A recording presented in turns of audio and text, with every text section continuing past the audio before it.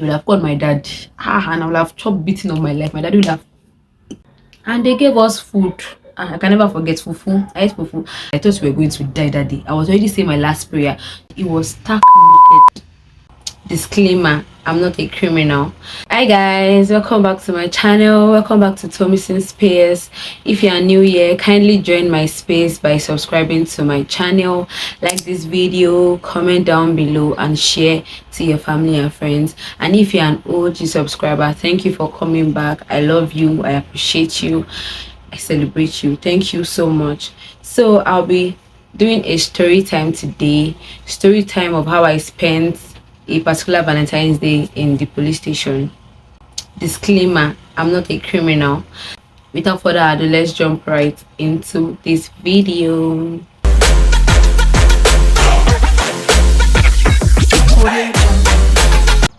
February 14, 2019 was the day I spent my Valentine's Day in the police station. So let me give you a background story to how everything happened. I was in SS3 at the time, and I attended a boarding school.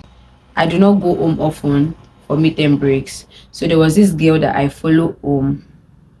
Like, she stays in Lagos and she's my family friend. So I just go with her, and my parents allowed it, so it was not a problem. So I go to her place for midterms instead of me to stay in school and just be bored and everything.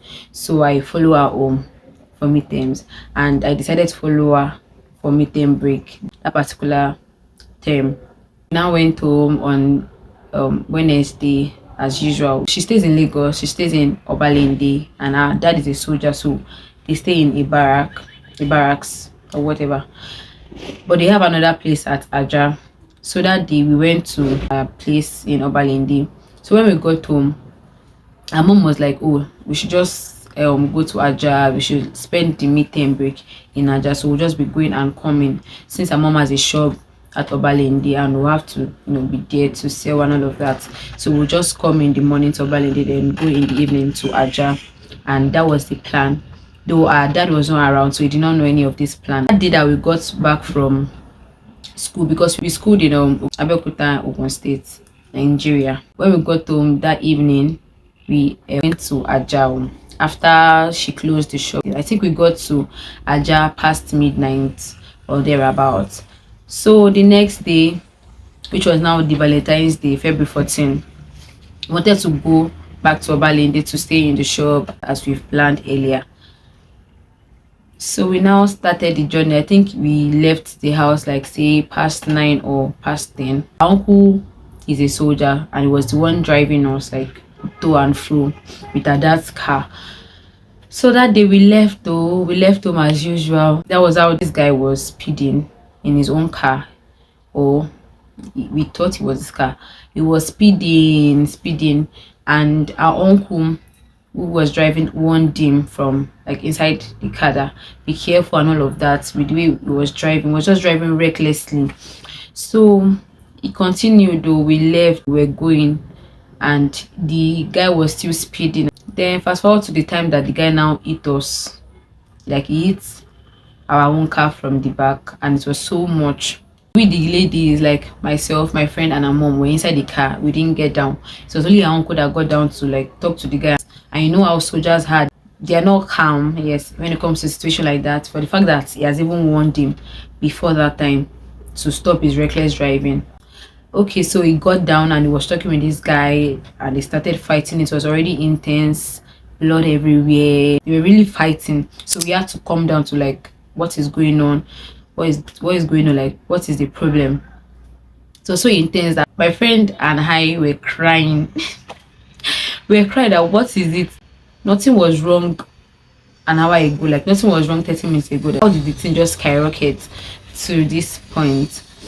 So we were crying. She tried to call her dad with somebody's phone, because we did not have a phone at the time. So we like borrowed somebody's phone. People came to watch. All these Nigerian people now. It's not even a Nigerian thing, but people came to watch like what is going on. So she collected somebody's phone, and she tried to call her dad, but it was not picking, or it was not going through, something like that. We're shut there. We're like, why is it today? What is going on? I don't know what happened to the guy. He just tripped himself. Like, he was stuck naked.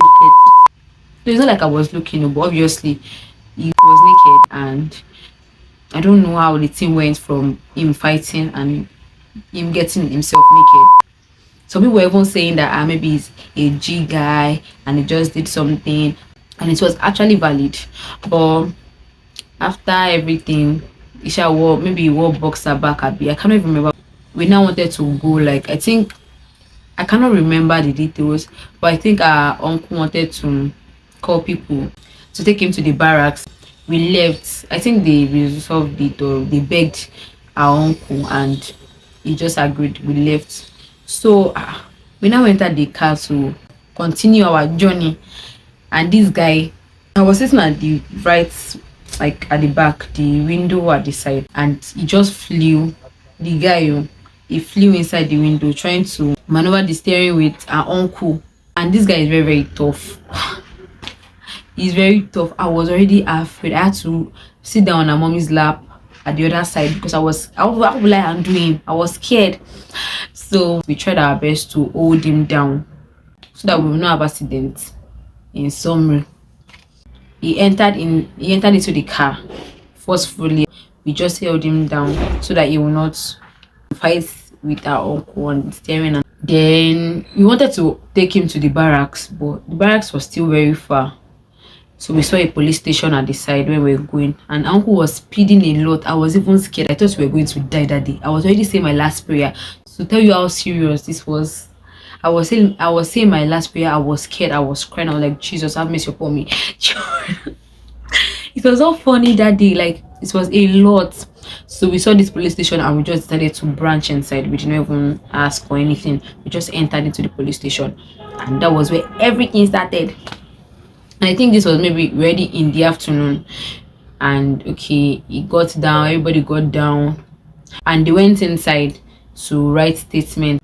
My friend and I were still small, so we just, not like we're small, do you get? But there was nothing we could do, so we just stayed inside the car. Or I think we got down to just watch around. There was nothing we could do. Our mom and our uncle went inside to write the statement. They took the guy inside also. And I think, yes, when the guy now got inside the station, Abi, that place that they write the statement, he stripped himself again, and he was cursing. It was raining curses on them, Abi, on us. They were shocked at the police station, like the police and every other person did. They were shocked that what is going on. They had to tell him to wear his clothes back. It was cursing, like it was raining curses on us. That if he's not the one that did blah blah blah.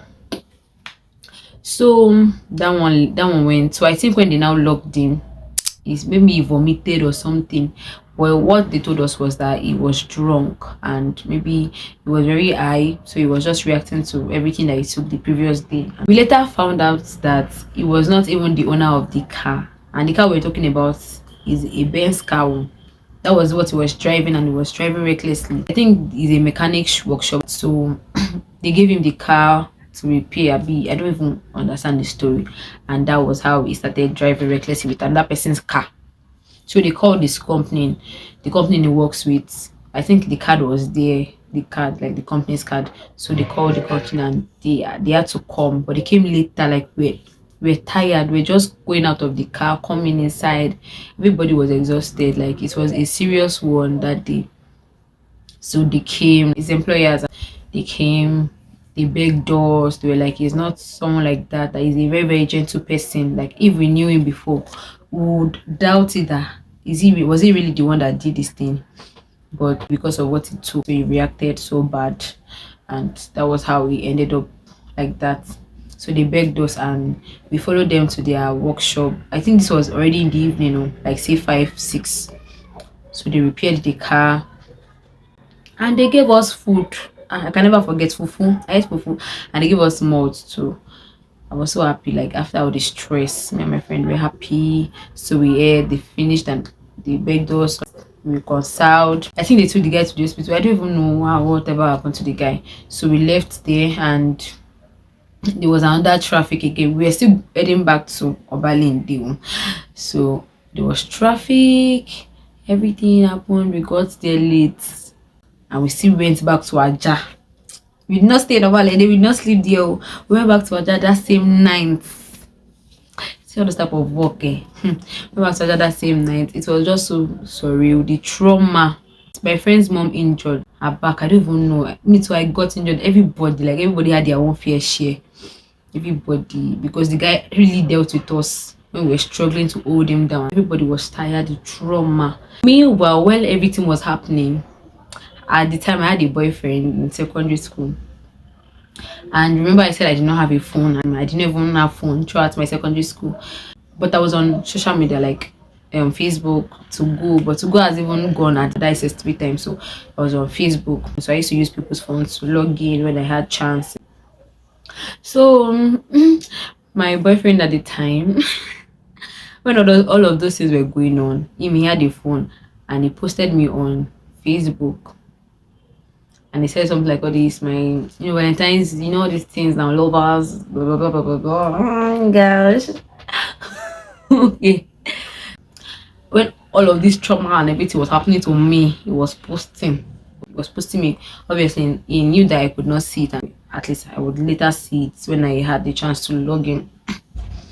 I don't know how we got to a teacher or teachers in my school, because we're not even allowed to do all of those things.